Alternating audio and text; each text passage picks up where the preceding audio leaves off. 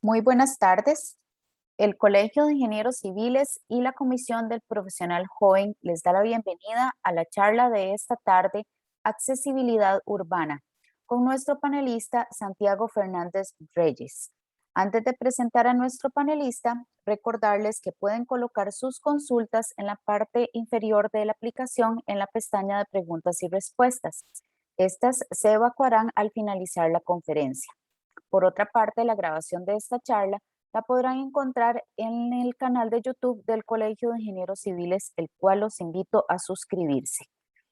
Ahora presento a nuestro panelista, Santiago Fernández Reyes, es gerente de investigación y desarrollo urbano del Instituto de Políticas para el Transporte y el Desarrollo.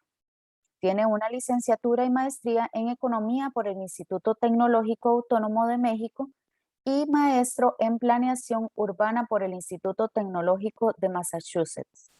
Sus temas de interés son los sistemas de movilidad y desarrollo urbano orientado al transporte masivo. Ha colaborado con instituciones relacionadas con la infraestructura de transporte público y movilidad peatonal, como el Departamento de Transporte Público Metropolitano en Santiago de Chile y el World Resources Institute en la ciudad de Mumbai, India. Actualmente trabaja en ITDP en México, donde lidera las iniciativas de investigación y desarrollo urbano de la oficina. Sin más, le damos la palabra a Santiago Fernández para que inicie su conferencia. Hola, ¿qué tal a todas y todos? Muchas gracias, Carol, por la presentación y Daniela por la invitación. Bueno, pues es un placer estar aquí con ustedes. Como les comentaba Carol, pues yo voy a estar presentando hoy el tema de accesibilidad urbana, enfocando el tema en Latinoamérica. Y lo que me gustaría presentarles es más o menos el concepto de qué se trata, de en qué consiste y también cuál es su utilidad, ¿no? Cómo lo podemos aplicar en la planeación de nuestras ciudades, en la planeación del transporte y del desarrollo urbano, pues para generar políticas públicas que nos encaminen hacia un desarrollo urbano que sea más sustentable y equitativo para todas las personas. Tenemos nada más una hora, tengo bastantes slides, entonces quizás voy un poquito rápido, pero cualquier duda Santiago, que tengan. disculpe, no vemos la presentación. Deberían de estarla viendo, ya se está proyectando. Se está proyectando, pero lo que vemos es como la página de Zoom en su navegador. Yo creo que se confundió la pantalla y ahora sí deberían estarla viendo. Sí, es correcto. ¿Correcto? Listo. Disculpen, una disculpa, Carol. Bueno, por si se me han perdido la portada, es esta, es la Ciudad de México. Y el contenido de la presentación de lo que vamos a estar platicando son tres partes principales. Primero, una introducción a este concepto. ¿En qué consiste? Vamos a hablar de dos de los elementos fundamentales de este concepto, que son por un lado el sistema de movilidad y por otro lado el sistema de uso de suelo. Y algunas aplicaciones, me voy a enfocar en cómo las diferentes características de las personas o de las ciudades pueden desencadenar en que tengamos niveles de acceso desiguales y qué hacer para mitigarlo también. Después voy a presentarles un poco sobre la zona metropolitana del Valle de México, que es la ciudad que conozco mejor y para la cual tenemos unas mediciones interesantes de accesibilidad. Ojalá que a través de este contexto encontremos algunas coincidencias con la situación en Costa Rica y también en otras ciudades de Latinoamérica, dado que pues es mi entendimiento que estamos experimentando tendencias muy similares. Y finalmente voy a tratar de dejar un espacio para discusión, para escuchar de ustedes pues, algunas dudas que pudieron surgir a lo largo de la exposición o también discutir, quizás podemos proyectarnos un poquito más a futuro sobre estas nuevas tendencias que estamos experimentando y cuál será su impacto en la accesibilidad como tal. Entonces, bueno, comenzando con este tema, ¿qué es la accesibilidad urbana? Lo primero que es importante destacar es que es un concepto distinto a la accesibilidad universal. A pesar de que están naturalmente relacionados, el concepto de accesibilidad universal generalmente nos referimos cuando hablamos de este concepto hacia elementos de diseño arquitectónico, diseño urbano, que faciliten que todas las personas se puedan mover y que puedan disfrutar esos espacios. La accesibilidad urbana está muy relacionada con este tema, pero es un concepto un poquito más amplio. Yo lo describo a través de dos descripciones que a mí me hacen mucho sentido. Una es de Kevin Lynch, un urbanista estadounidense de 1984, que dice que este concepto se debería definir como la capacidad que tenemos las personas para alcanzar las oportunidades que están distribuidas en el espacio. Antes de él, este concepto ya se había definido por Hansen. Él lo define más como un potencial para interactuar y participar. Entonces, como podemos ver, es un concepto que, en primer lugar, pone las oportunidades de las personas como centro, ¿no? Al final del día estamos hablando de cuál es el potencial que tenemos para poder acceder a aquello que nosotros estamos buscando en el espacio. Entonces, es lógico que nuestro potencial, nuestra capacidad para acceder a estas oportunidades se define por varios elementos.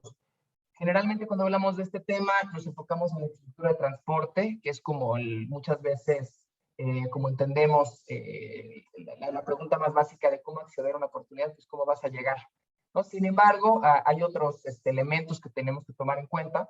Uno es, por ejemplo, el uso del suelo, dónde están ubicadas las cosas, dónde están ubicados estos destinos, si están cerca, si están lejos. Eso ya define este potencial. Otro elemento son los componentes individuales, nuestras capacidades físicas como persona, nuestra fisionomía, nuestro género, nuestra edad, ¿no? Todas estas características que tenemos que pueden facilitar o dificultar que nosotros podamos acceder a algún destino en el espacio. Y otro elemento fundamental es el componente temporal, que pues al final del día es una realidad que todos tenemos 24 horas al día, tenemos que dormir, bueno, ojalá 8, trabajamos 8 horas, entonces es una restricción a la cual todos estamos atados y que sin duda define el potencial que tenemos para acceder a estas oportunidades. Podremos analizar este concepto desde muchas maneras, dado que cada uno de estos elementos son muy complejos y tienen interacciones entre sí, hay diferentes círculos viciosos y virtuosos entre estos diferentes elementos. Por eso pongo este slide que es como un poquito, ¿no? Para mostrar que en realidad la academia lo ha analizado a mucho detalle, pero la idea de esta presentación es hablarlo en términos un poco más básicos y enfocarnos, como les decía, en dos componentes principales, ¿no? El componente de transporte, el componente de uso del suelo y cómo interactúan estos dos también con nuestros componentes individuales. Regresándonos un poco a inicios del siglo XX, finales del siglo XIX, podríamos decir que la planeación de transporte de las ciudades tenía un paradigma de transporte como tal. ¿Y a qué me refiero con eso? A que el objetivo que tenían los planeadores en esa época era básicamente mejorar la velocidad y la capacidad de las vías, de los trenes, de los modos, de los vehículos pues de la red de transporte. Entonces, en este paradigma, las acciones que tomábamos como planeadores, pues era lógicamente incrementar la oferta, más carriles, más vías de circulación, segundos pisos, mayor estacionamiento, vehículos cada vez más rápido. Entonces, teníamos como planeadores digamos, un set de políticas disponibles que nos dimos cuenta a lo largo del siglo y con los resultados que tuvimos que eran insuficientes. Decimos que a mediados, a finales del siglo XX, tuvimos un periodo en el cual cambió la perspectiva de transporte a movilidad. ¿Y qué implicó esto? Pues que nos dimos cuenta que de alguna forma el objetivo no era mover vehículos, no era mover a las personas. Cuando cambiamos esa lógica, nuestro set, nuestra caja de herramientas como planeadores se expandió y empezamos entonces a tomar en cuenta la movilidad, por ejemplo, como un concepto más amplio, no necesariamente ligado al transporte. Entonces empezamos a hablar, por ejemplo, mucho más de la movilidad peatonal, la movilidad en bicicleta, la movilidad de transporte público, modos que quizás, aunque no sean más rápidos o tengan una capacidad necesariamente mayor, nos ayudan a movernos en diferentes circunstancias, ¿no? Entonces nos empezamos a tomar en cuenta y a poner en el centro de la planeación. Y el argumento que vengo a hacer yo hoy con ustedes y que varios expertos a nivel mundial, varios tomadores de decisiones están también abogando a favor de este concepto, es que tenemos que abrir un poquito el panorama de nuevo y entrar a este nuevo paradigma que se llama el concepto de accesibilidad. ¿A qué me refiero con esto? Es a reconocer que, bueno, el concepto de movilidad también es limitado, ¿no? Dado que las personas no nos queremos mover necesariamente, queremos acceder a lo que necesitamos. Y cuando empezamos a hablar de este concepto y cambiamos ese chip, empezamos entonces a meter a esta caja de herramientas de los planeadores otras dimensiones, como puede ser la planeación del uso del suelo, el diseño urbano, concentrarnos en dónde está la ubicación de las cosas en paralelo a cómo nos estamos moviendo. Entonces, este concepto nos ayuda a ligar diferentes áreas de política pública que tradicionalmente lo habíamos concebido de una manera separada. Tradicionalmente, por ejemplo, los especialistas de transporte trabajaban en un área de política y se enfocaban en facilitar la movilidad. Por otro lado, podríamos decir que las personas encargadas de la política social se encargaban de políticas de inclusión, ¿no? Quizás muy desligadas a la planeación urbana o el transporte. Y por otro lado estaba la planeación espacial. Los planeadores, pues básicamente nos dedicábamos a decidir dónde iban las cosas, dónde iban a estar ubicadas, pero muchas veces no tomábamos en cuenta que todos estos elementos tienen que estar ligados y que hay traslapes en diferentes áreas de política pública que tenemos que tomar en cuenta. Y al centro de estos traslapes, de estas interacciones, está la accesibilidad. Y bueno, por supuesto, todas estas áreas de política dentro de un esquema de sostenibilidad ambiental. Entonces, este es el argumento de alguna forma, ¿no? Que la accesibilidad como concepto nos ayuda a ligar diferentes áreas de política pública que tradicionalmente veíamos de una manera desconectada. ¿A qué me refiero con eso? Por ejemplo, tomándoles a ustedes como ejemplo, me imagino que la mayoría de ustedes son ingenieros civiles, y perdón si tengo ese sesgo, pero bueno, dado que es el Colegio de Ingenieros Civiles, pues creo que no es una suposición muy descabellada. Podríamos decir que la relación de su disciplina con la accesibilidad urbana es el diseño de sistemas de transporte cada vez, bueno, más eficientes, las estructuras que lo sostienen, y como toda la planeación de los sistemas como tal. Sin embargo, este concepto de accesibilidad también nos puede ayudar a relacionarnos con otras disciplinas, como pudiera ser, por ejemplo, la psicología que tengo acá. ¿Por qué? Pues porque el transporte, para empezar, tiene mucho que ver con la conducta de las personas, cómo decidimos a dónde nos movemos, por qué, qué elementos entran en esas decisiones. Por otro lado, un mal transporte, por ejemplo, puede tener impactos psicológicos en nuestra persona, nos puede generar exclusión, sentimiento de aislamiento, estrés, experimentamos todos en el tráfico. Otras disciplinas, por ejemplo, la sociología habla mucho del derecho a la ciudad. Yo creo que es un concepto que cada vez está siendo pues más patente en las personas que están involucradas en la planeación urbana. Y este derecho a la ciudad está muy ligado, ¿no?, con este potencial y este concepto de accesibilidad que platicábamos en un inicio. Por otro lado están las ciencias ambientales, que están hablando de cómo preservar el medio ambiente. Entonces, ellos, quizás para ellos, la pregunta relacionada con la accesibilidad sería, pues, ¿cómo podemos proveer el máximo nivel de acceso sin afectar que las siguientes generaciones puedan disfrutar al menos de este mismo nivel? ¿No? Entonces, ya estamos considerando cuál es la capacidad de carga ecosistémica, por ejemplo, en nuestras decisiones de transporte y planeación urbana, a través, pues, de pensar en que el objetivo como tal es que estos sistemas tienen que proveer acceso, pero hasta un límite en el cual no se afecten el potencial de otras personas en el presente y otras personas en el futuro de disfrutar al menos de ese mismo nivel. La economía, pues ni se diga, ¿no? Quizás hay muchas relaciones con este concepto, como están las economías de aglomeración, esas economías que decimos que se presentan con las interacciones cuando las personas vivimos cerca los unos de los otros. Generamos ciertas sinergias que nos ayudan a operar de una manera mucho más eficiente, están bastante bien entendidas, y por supuesto que son las más accesibles, pues quizás van a poder aprovechar mejor estas economías de la aglomeración. Y digo, para terminar, algunas ideas que tenemos de disciplinas que deben de estar en esta conversación, la gente que ve logística, por ejemplo, ¿no?, que luego está fuera de estas conversaciones, pero sin duda la logística la podemos entender como la accesibilidad de los bienes y de los servicios al consumidor o al derecho habiente. Eh, las finanzas, que luego también, ¿no?, los que están en esos temas, para usted tienen muy poco interés quizás en el tema de transporte y planeación, pero bueno, ellos también tienen que estar en la conversación, porque el tema de hipotecas, de préstamos, de inversión, de infraestructura, esquemas como las asociaciones público-privadas, el sector de bienes raíces, todo está muy ligado, ¿no?, a cómo estamos planeando las ciudades, de dónde vienen los recursos y cómo estamos desarrollándolas.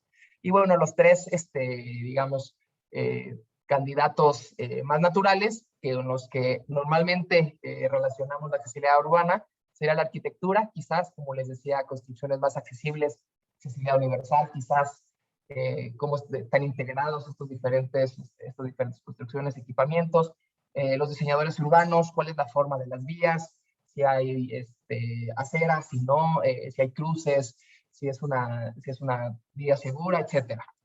Entonces, bueno, para no detenerme demasiado con eso, la idea es, quizás en la parte de discusión podemos hablar de, en sus disciplinas, ustedes cómo podrían entender este concepto y cómo podrían aplicarlo. Como les decía, hay dos elementos muy básicos en el sistema de movilidad, de accesibilidad. Por un lado está el sistema de transporte que provee conectividad a través de las redes, a través de las vías, los vehículos. Y por otro lado está el uso de suelo, que son dónde están ubicadas estas accesibilidades, estas actividades.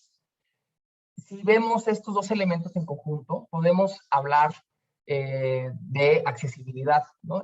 Porque esta imagen, saben que es un poco vieja, lo ilustra muy bien. Lo que ven aquí es una isocrona, creo que como ingenieros civiles están familiarizados con ese concepto, pero para los que no, es el polígono, es el área que podríamos cubrir viajando un tiempo determinado.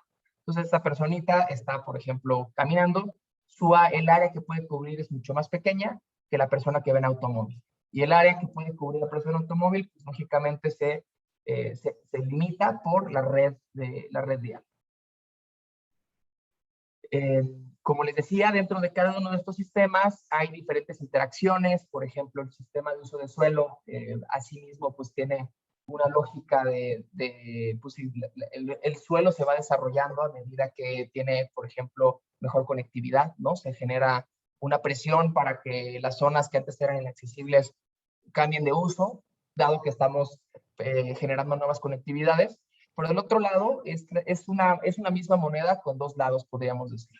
Por otro lado, el transporte también es algo que muchas veces se genera por la demanda, ¿no? Si hay un desarrollo, entonces decimos que vamos a generar una vía. Y viceversa, ¿no? Entonces es en realidad como un sistema en el cual el uso de suelo genera una necesidad de transporte, pero el transporte también facilita el desarrollo del suelo. Entonces, es por eso que es tan importante planear estos dos sistemas o tratar de entenderlos desde una manera integrada. Hablando de esto, hay mucha investigación que evalúa cuáles son las variables básicas entre la forma urbana, el uso del suelo y la movilidad. Wing y Cerbero hicieron un estudio que es bastante conocido. Ellos identifican que las variables claves son tres, ellos dicen las 3Ds. Por un lado está la densidad, cuántas personas hay en un área determinada, cuántos negocios hay en un área determinado. La relación aquí pues es bastante obvia, ¿no? O sea, hay zonas que es más fácil movernos o acceder a muchas más personas porque estamos más próximos, pues es una zona que normalmente va a ser más accesible. Por otro lado está la diversidad. Si es una zona que no es de un monouso, por ejemplo, que haya solamente oficinas, sino que haya oficinas, viviendas, tiendas, pues va a ser mucho más fácil para nosotros acceder a lo que necesitamos. Por otro lado está el diseño, la tercera D, que se refiere a la forma urbana, como les decía, si las cuadras están bien conectadas, si las vías son cómodas, y la estructura de la ciudad como tal, si es una ciudad muy dispersa, o si es una ciudad que quizás tiene alguna segregación, algunas barreras urbanas, bueno, todo eso lo tenemos que tomar en cuenta. En una investigación siguiente, ellos trataron de expandir estas variables a 4Ds adicionales. A mí me parece que aquí ya está un poco forzado seguirles diciendo Ds en español, pero bueno, se las platico de esta forma. Es la accesibilidad metropolitana del destino. Por ejemplo, ¿qué sistemas de transporte podríamos decir que ese destino en particular está dentro de su área de influencia? La distancia, transporte público y otras infraestructuras, medidas de gestión de la demanda, por ejemplo, si es fácil estacionarme, si es fácil, o quizás tengo que pagar algún cargo para entrar a alguna zona, pues todo eso va a definir la manera en cómo yo me voy a mover. Y finalmente la demografía, si hay las características de las personas, si son de un grupo etario mayor, un grupo etario menor, todo eso va a determinar cómo nos vamos a mover, con qué frecuencia, qué modo vamos a elegir, si vamos a ir caminando, si vamos a ir en auto. Entonces hay que tomar en cuenta todas estas variables. Estas 7Ds que les menciono están muy relacionadas con la decisión de movernos de una manera sustentable, ¿no? Zonas densas, diversas, con un buen diseño, accesibles, con una estancia adecuada de transporte público, digamos que haya algún elemento que me dificulte el estacionarme o una demografía, pues esto va a incidir en que yo decida moverme quizás en caminata, en bicicleta o en transporte público, en oposición a las 3Ds, se le dicen las 3Ds de la inaccesibilidad, que es cuando las zonas o las ciudades son dispersas, están desconectadas y son distantes, pues en ese caso estamos casi dependientes en el automóvil. Bueno, esta es una medida de, ya un poco más real de cómo podríamos nosotros, como tomadores de decisión, medir la accesibilidad.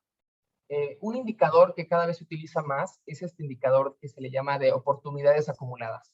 Hay otras personas expertas que les dicen anillos de oportunidad, y en realidad es una medida muy sencilla que consiste en calcular el número de elementos que yo puedo alcanzar desplazándome en un tiempo determinado, llámese 5, 10, 15 minutos. ¿Cómo se ve esta ecuación? Pues como les decía, es muy sencilla, es una sumatoria, ¿no? El número de elementos que están dentro de una función de costos. Esta función de costos puede ser, como les decía, un tiempo de traslado limitado, o también podríamos complejizarlo, meter alguna función, por ejemplo, que cada vez entre más alejada esté la oportunidad, menos fuente, pero en realidad esta medida es bastante útil, fácil de calcular, y por lo mismo nos puede dar una información muy interesante. Así se ve, quizás para ponerles un ejemplo, digamos que el anillo de oportunidades son estos circulitos que vemos aquí, y que estos puntos rojos son los destinos a los que yo quiero ir, quizás pudieran ser, no sé, tiendas.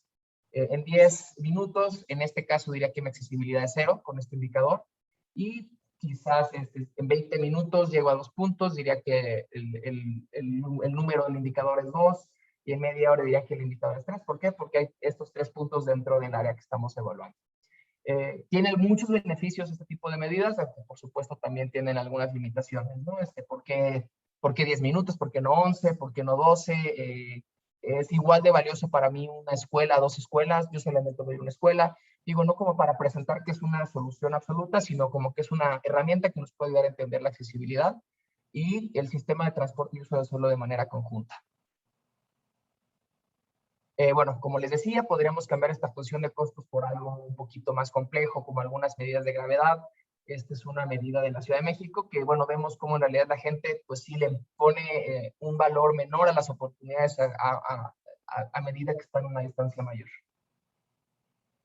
En realidad, algo interesante es que este tipo de indicadores comienza a tomar mucha atención en los tomadores de decisión a nivel mundial.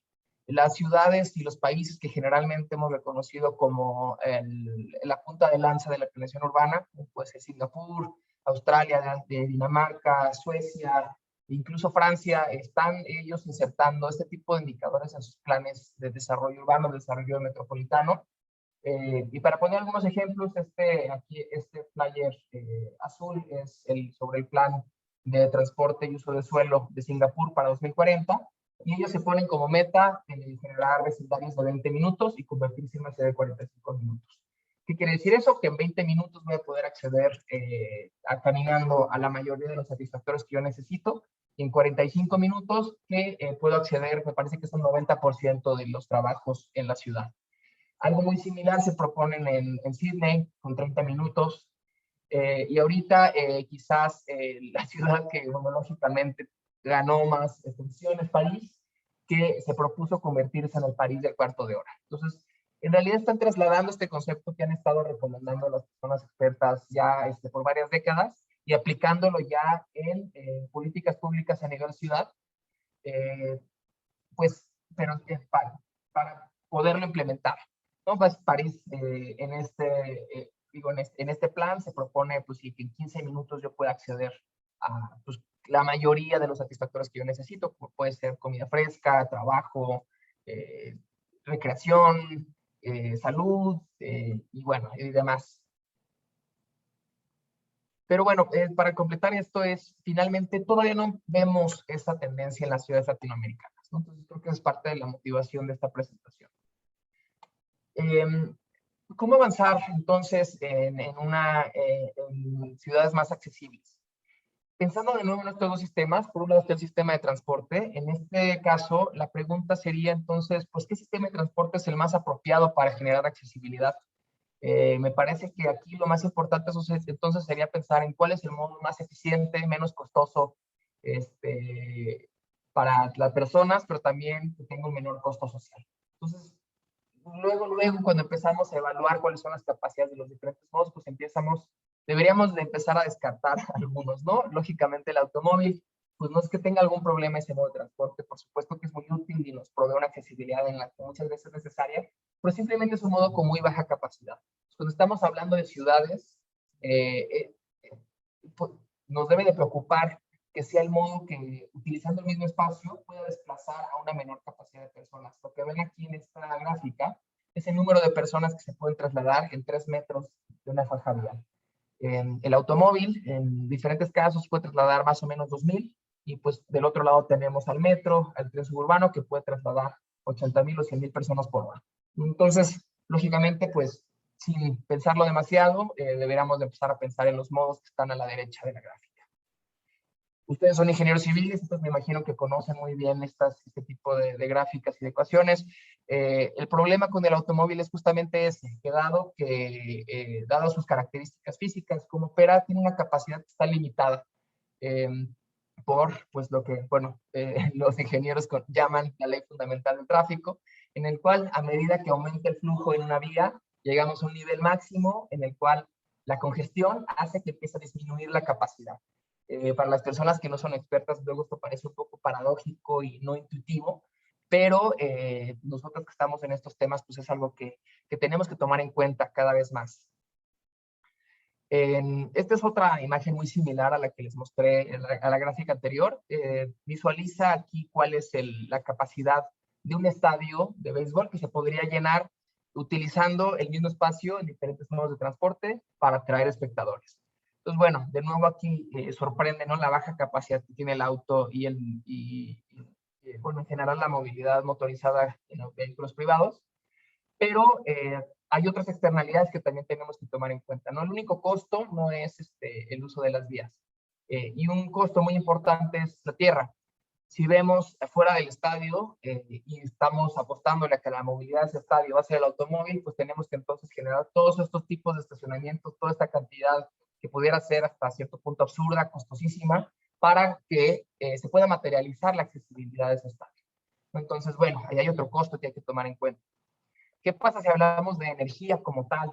¿No? Ligando aquí un poco la planeación de transporte con la biología, hay un estudio muy famoso de los años 70 que evalúa cuáles son las calorías que toma desplazar la masa de diferentes especies y vehículos. Y lo más interesante que encontraron es que la bicicleta sorprende por ser uno de los modos más eficientes que hemos podido desarrollar, porque pues con un costo energético bajísimo puede trasladar la masa de una persona. Entonces eso pues lo pone como un candidato muy interesante de modos a los que le podríamos apostar. Otras externalidades, como les mencionaba, tenemos el suelo que está aquí abajo, pero también las emisiones, ahora que estamos hablando del cambio climático cada vez más, que los científicos nos dicen que estamos en una crisis fuerte, pues es entonces qué modos generan menos externalidades también ambientales, menos emisiones de contaminantes y de gas de efecto invernadero. Hay otras externalidades, además de la contaminación del aire que les comentaba, de los gases de efecto invernadero, también está el ruido, la congestión y los siniestros. Entonces, los siniestros de tránsito, como algunos que derivan en personas lesionadas o personas muertas, todo eso son elementos que tenemos que meter a esta ecuación cuando estamos diciendo cuál es el modo que nos mueve a más por un menor costo. Bueno, este es un ejemplo de México, cómo el sector transporte en realidad va en el sentido contrario. Cada vez invertimos más, cada vez generamos más emisiones, pero bueno, también nos enfrentamos cada vez más con este tipo de situaciones. Entonces, si realmente estamos pensando en un planeta, en una ciudad que sea accesible y sustentable de una manera, pues, digamos, viéndolo en el largo plazo, pues el modelo que ahorita estamos impulsando no es el adecuado. Hay otro tipo de externalidades negativas que puede generar ciertos modos de transporte, particularmente el auto, pues pueden ser afectaciones desde estéticas, de ruido, ¿no? Esta señora, yo me imagino que antes tenía una calle muy calmada, llegan, le ponen esto y bueno, definitivamente su calidad de vida bajó a causa de esta infraestructura. Para ligarlo de nuevo con el tema de accesibilidad, aquí, por ejemplo, si tuviéramos 2 personas que viven en un vecindario Estas personas pueden interactuar y pueden ser amigas, pueden relacionarse de manera amorosa, yo qué sé, de manera económica, social, porque dentro de su área de influencia es posible que los dos interactúen. No existe la posibilidad espacial de que se encuentren en un punto medio. Pero, por ejemplo, si llega una obra vial y segmenta, segrega la red vial, pues lo que va a suceder es que se pierde esa capacidad de interacción, ¿no? Entonces, muchas veces como planeadores no tomamos en cuenta estos efectos negativos que generan ciertos tipos de arquitectura, pero es muy importante hacerlo. Y bueno, por supuesto, hay otras visiones, otros paradigmas de planeación. Esta es una foto de Copenhague, digo, para mostrar nada más un ejemplo de cómo pudiera ser una ciudad que no le apuesta al automóvil y que le apostara, por ejemplo, a la bicicleta y al tren ligero, al transporte público de calidad. Pues a mí me parece un ambiente quizás mucho más agradable que la señora, ¿no?, que vive de este lado. Finalmente, bueno, ya que entendemos estos dos sistemas, por un lado el sistema de transporte que tenemos aquí, un esquema que trata de relacionar el desarrollo urbano con la demanda de transporte, no me quiero extender demasiado en este diagrama porque puede ser un poquito complejo, pero sí me gustaría hablar de dos círculos importantes, uno virtuoso y otro vicioso, que también nos da pistas de qué tipo de modos deberíamos de estar impulsando. Y por un lado, es que del lado izquierdo tenemos la demanda de transporte público. Aquí, disculpen que esté en inglés, no tuve tiempo de traducirla, pero bueno, haré mi mejor esfuerzo para explicarles en qué consiste. Esta gráfica empieza con el desarrollo urbano. Entonces podremos decir que el desarrollo urbano, por un lado, provoca que se incremente la demanda de transporte público, y aquí es donde entra un círculo virtuoso muy interesante, que es el efecto Morin. Quizás algunos ingenieros que estén en este tema lo conocen bien. Es un efecto que relaciona la capacidad con la demanda. Se encontró ya hace varias décadas que entre mayor demanda hay de transporte público, este círculo virtuoso hace que se genere a mayor capacidad, porque pues los que proveen el servicio deciden aumentar la frecuencia, deciden aumentar las rutas y unidades. Entonces, a mayor demanda, estamos bajando los tiempos de traslado. Entonces, se genera un círculo positivo muy interesante. Y por otro lado, tenemos lo que sucede con el automóvil y con estas limitaciones físicas que tiene este modo de transporte, que es lo que los ingenieros también le llaman la ley de hierro de la congestión, que es a más oferta de infraestructura, en un mediano largo plazo, no logra bajar los tiempos de traslado. Entonces, ahí, a mí me parece que ya que nos empezamos a clavar un poquito más, y entender estos efectos, cada vez es más obvio que invertir en transporte público parece ser una solución necesaria y que tenemos que dejar de invertir en el transporte motorizado. Bueno, el concepto de demanda inducida también es un tema que ya cada vez es más conocido. Es que, bueno, para no ser el cuento largo, a mayor accesibilidad en automóvil, se genera mayor desarrollo orientado al automóvil, lo que trae mayor congestión, y acabamos en una situación en la cual esta mayor capacidad no necesariamente reduce los tiempos de traslado. Se dice que hay una triple convergencia, porque los usuarios existentes que ya utilizaban el automóvil en esa ruta ajustan sus horarios para aprovechar esta nueva capacidad. Hay otros que no utilizaban esa ruta, que deciden utilizarla para aprovechar también esa nueva capacidad, y las otras personas que quizás se movían en otro modo, pues deciden cambiar el automóvil porque pues ahora es relativamente más barato. Entonces, ya existe cada vez más evidencia que en el largo plazo, aumentar cada vez las vías para el automóvil, pues no se traduce en mayor accesibilidad. Entonces, eso es algo preocupante.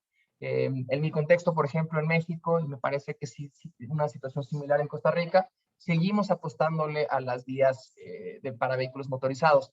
Pero pues bueno, ya tenemos bastante evidencia para decir que eso quizás no es una buena idea. Entonces, ¿qué podríamos hacer para revertir esa tendencia? Pensando en este concepto, pues por un lado es aprovechar estas relaciones que les había comentado, que nos dice la evidencia que existen entre la forma urbana y la movilidad. ¿Qué pasaría si impulsamos zonas más densas?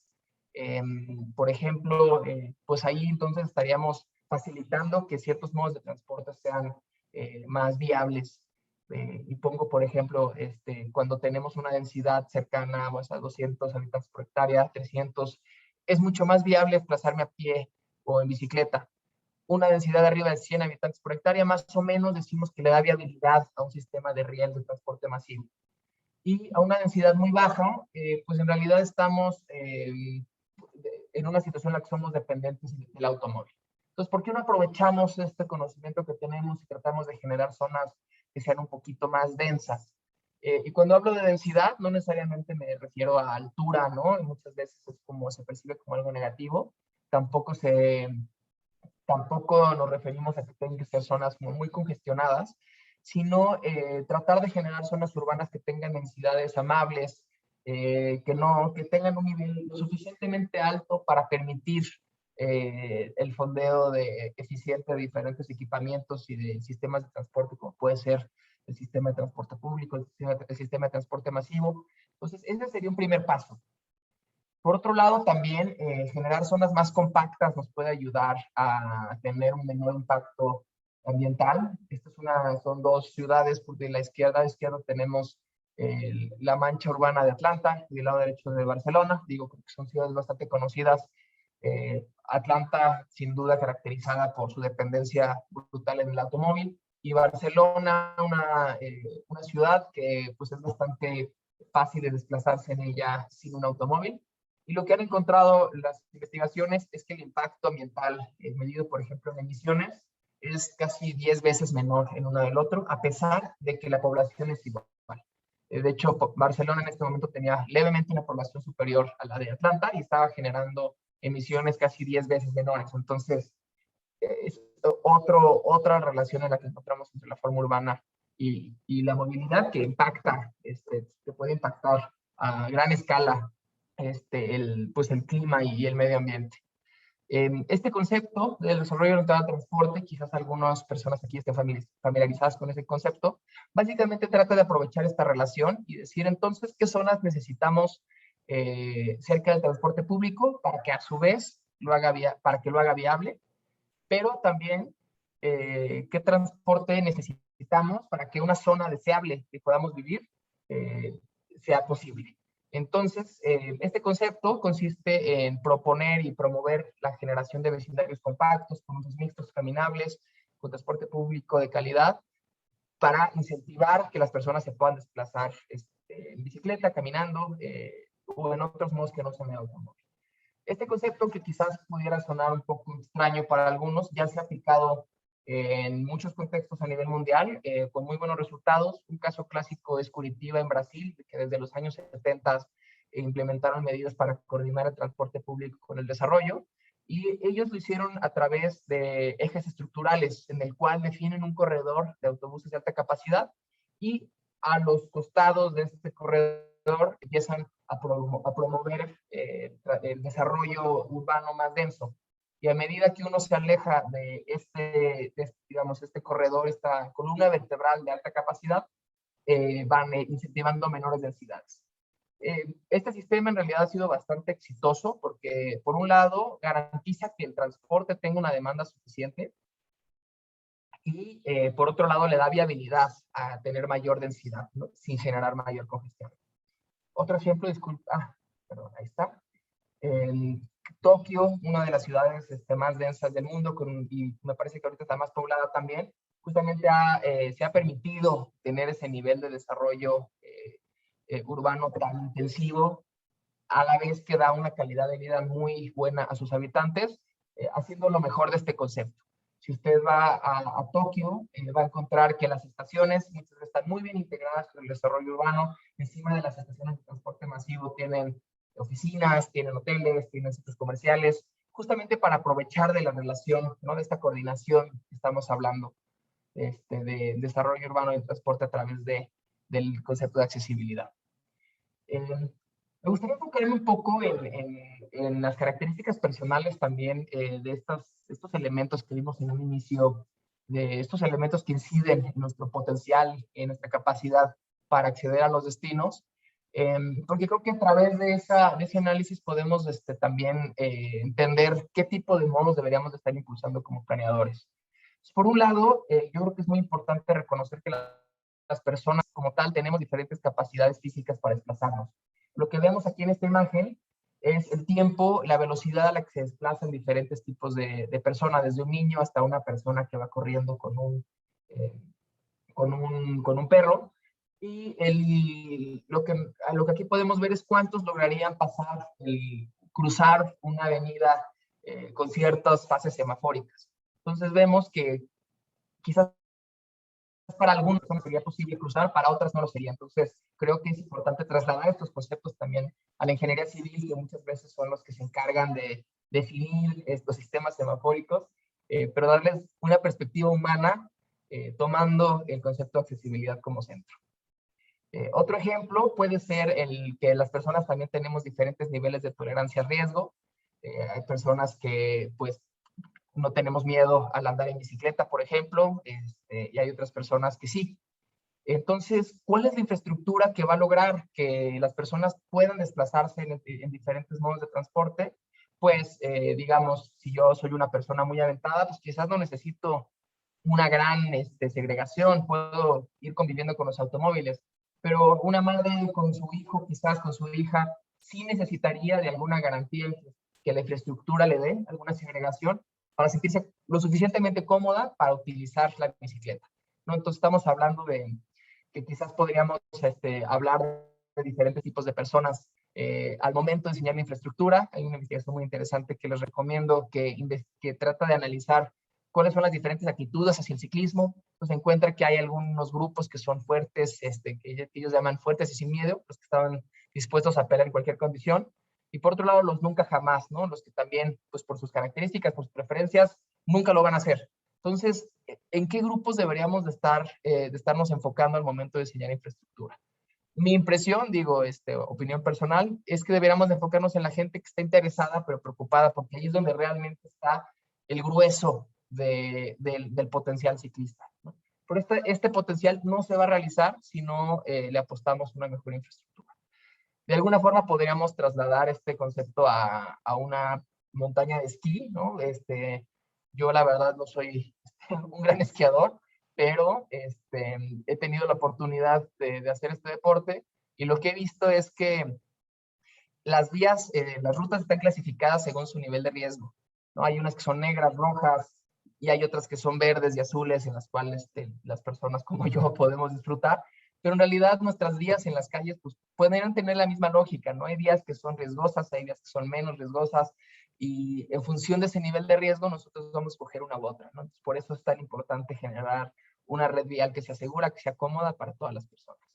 El ingreso también, ¿no? Las personas con mejores ingresos generalmente pues tienen en primer lugar acceso a más modos de transporte, y las personas con menores ingresos, pues en realidad muchas veces acaban gastando un porcentaje de su ingreso mucho mayor para desplazarse. Entonces es una limitación muy clara, que no podemos dejar de lado en la discusión de privación de transporte, ¿no? ¿Por qué ciertos modos? Pues porque también algunos son accesibles para todas las personas a un costo muy bajo y otros no. Entonces eso ya también creo que empieza a descartar algunos modos como el automóvil. Otras desigualdades nos las podría dar el género. Hay muchísima investigación que se enfoca en cómo los patrones de viaje son distintos entre los hombres y las mujeres, muchas veces por las necesidades, por los roles sociales que se nos son, pues que son de alguna forma impuestos por la sociedad. Las mujeres terminan realizando muchos más viajes, por ejemplo, con motivo de cuidado. Estos viajes tienen otras características, son muchas veces viajes más complejos que no van a un sitio como el típico viaje hogar-trabajo, sino que van hogar, mercado, escuela, clínica, recoger a un hijo y van de vuelta. Entonces, lo que hemos visto es que los sistemas de transporte están muy mal planeados para dar buena accesibilidad a las mujeres. Y han sido diseñados más bien para los viajes que realiza el hombre, que tradicionalmente ha sido el jefe de familia, que tradicionalmente ha sido el que si hay algún automóvil, el padre, ¿no? Es el que lo usa, pues así es como la investigación nos ha dicho que suceden estas dinámicas. Otros temas es, por ejemplo, el acoso, la violencia, todo eso nos termina por limitar la accesibilidad, ¿no? Quizás si alguna chica, una persona se tiene que desplazar desde la universidad, de su casa a la universidad, en algún modo en el cual se siente insegura, inseguro, pues podría incluso tomar la decisión de ya no realizar ese viaje, ¿no? Entonces estamos ahí haciendo la conexión de cómo las características de la infraestructura están afectando su capacidad para acceder a las oportunidades que le da la ciudad. Entonces también es algo que tenemos que tomar en cuenta en la planeación. Y bueno, ya para terminar, no extenderme mucho, les quería mostrar algunos ejercicios que hemos hecho para la Ciudad de México, de cómo podemos medir hasta cierto nivel algunos de estos elementos. Esta es una imagen que generamos en ITDP. Lo que ven aquí es el número de trabajos que puedo acceder a media hora caminando.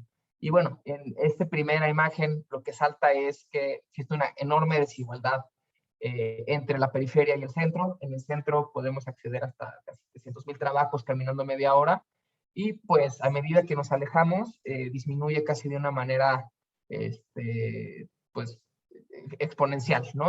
Vemos que ya saliendo casi del núcleo económico, ya es muchos órdenes de magnitud menor la accesibilidad que se tiene.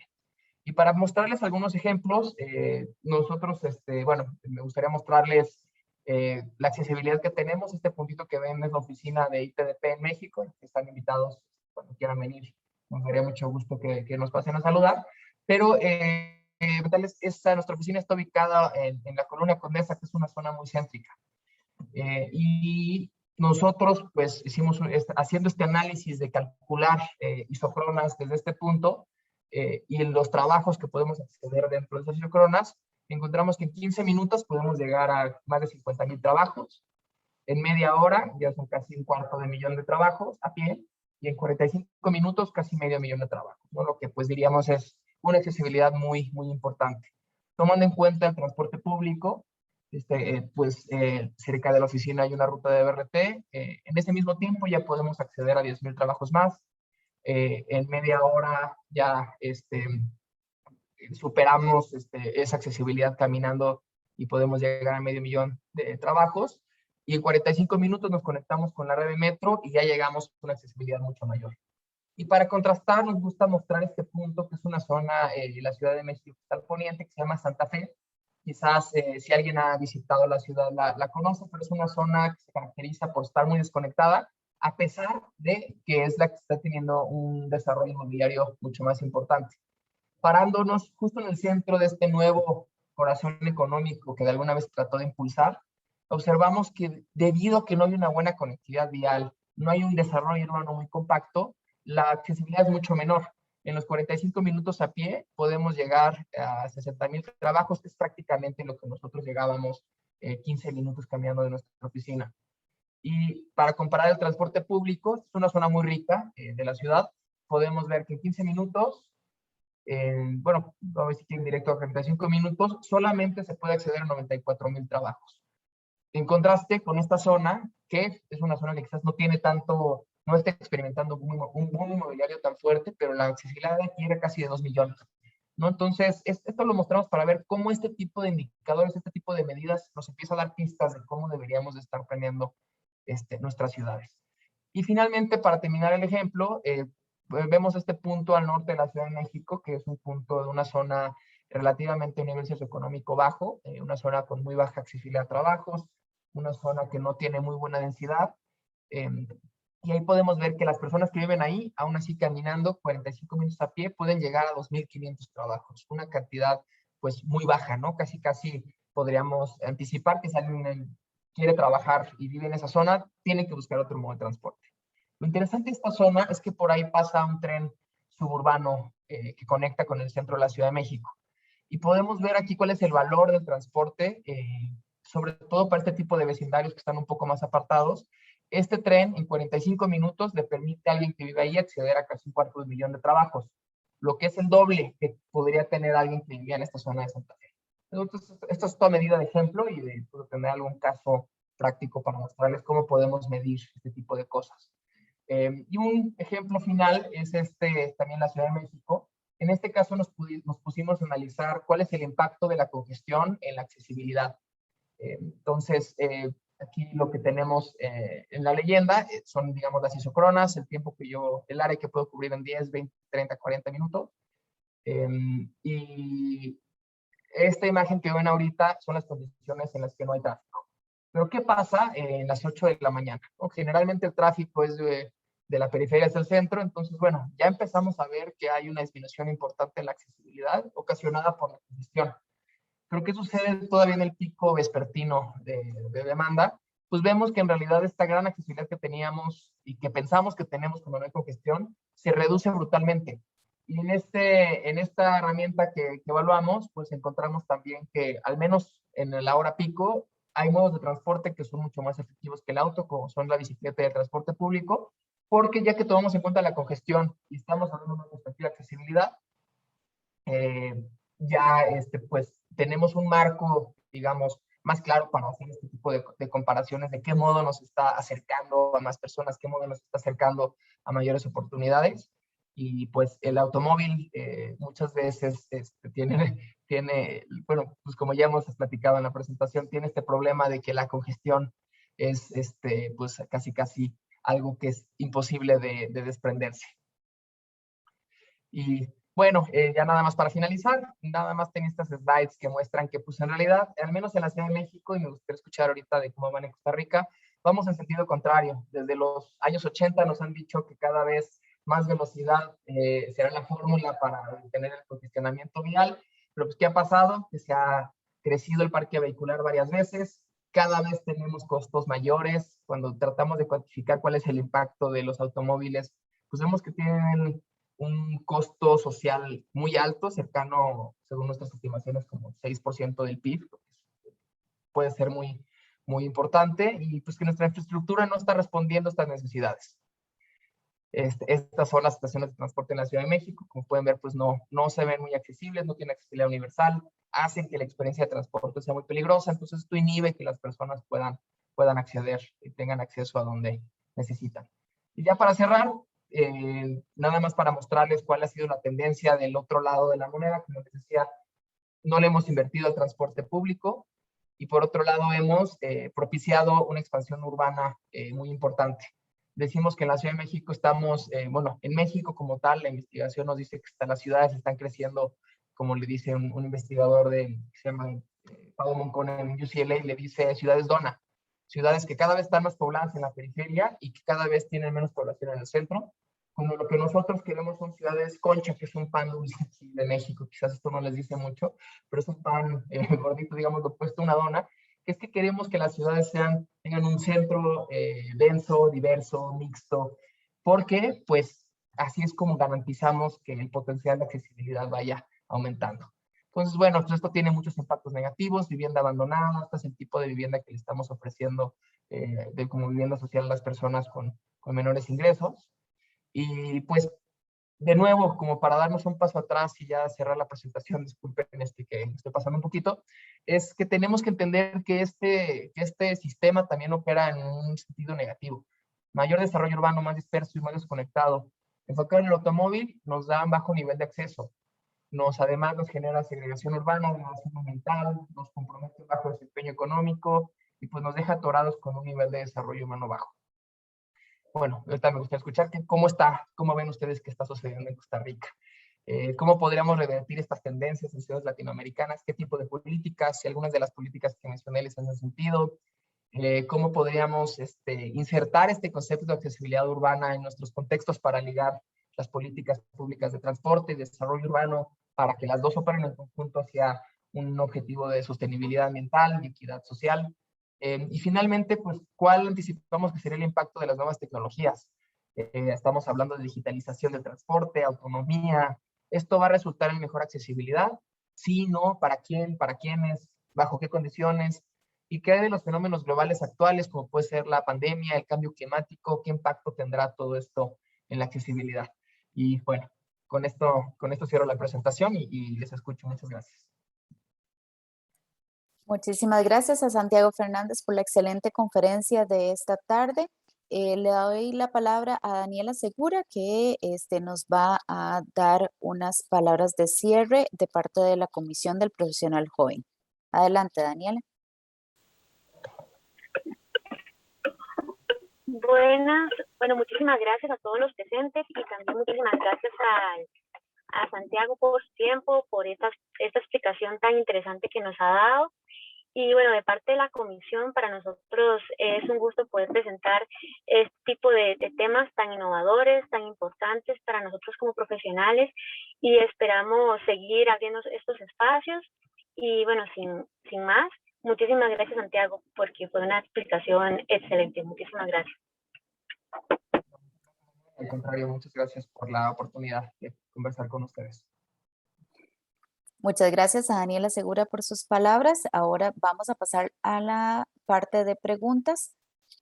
Por favor, recuerden anotarlas en la pestaña de preguntas y respuestas o bien levantar la mano si desean activar su micrófono. Ya tenemos dos personas que han ingresado por acá. Angie Álvarez, ella nos indica que muchas gracias al panelista Santiago Fernández por la gran exposición y a la ingeniera Daniela Segura por la iniciativa de brindarnos estas charlas tan importantes para nosotros como profesionales. Luego tenemos a Gustavo Villarreal.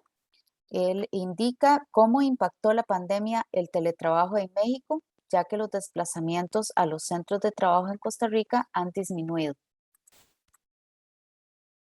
Esa es una excelente pregunta y justo había preparado esta diapositiva justamente para mostrar cuál fue el impacto brutal que tuvo la pandemia en cómo nos movemos. Esta es una medición que hace la empresa Waze y que pueden ustedes consultar de manera pública y está comparando la movilidad en cómo cambió en la Ciudad de México y en San José, en Costa Rica. Entonces vemos que en realidad, al menos en un inicio, el impacto que tuvimos con el descenso en la movilidad fue pues casi paralelo y muy similar. Esto cambió profundamente la movilidad y los niveles de accesibilidad.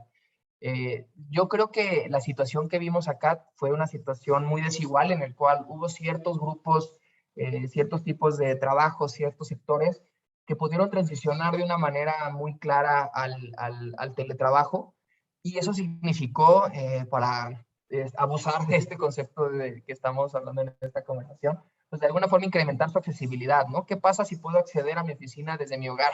Yo creo que ese es un salto brutal en el bienestar que experimentamos algunas personas que trabajamos pues, en otros sectores que no requieren de una presencia cara a cara o de alguna interacción física. Por otro lado, tenemos este gran sector de la población que no disfrutó ¿no? de ese aumento en la accesibilidad y que al contrario, se vio muy mermada su accesibilidad porque los sistemas de transporte disminuyeron, porque el peligro de desplazarse era muy alto y aún así lo tuvieron que hacer. Entonces yo diría que pues, fue algo que acentuó la desigualdad en los niveles de accesibilidad que tenemos en la Ciudad de México y creo que quizás no es una situación muy distinta a lo que sucedió en otras ciudades de Latinoamérica. No sé si respondí tu pregunta, Gustavo.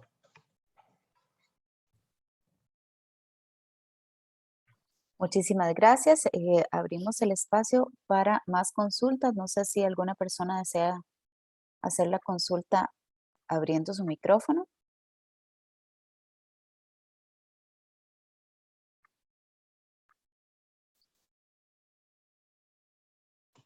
Bueno, creo que quedó muy claro, Santiago. De nuevo, muchísimas gracias a todos los que participaron el día de hoy en la charla. Muchísimas gracias a Santiago Fernández por la excelente conferencia y a Daniela Segura por su intervención. Voy a pasarles una pequeña encuesta para que por favor la llenen antes de salirse de la aplicación y sin más, damos por finalizada la charla del día de hoy. Tengan todos muy buenas noches. Hasta luego a todos y todos.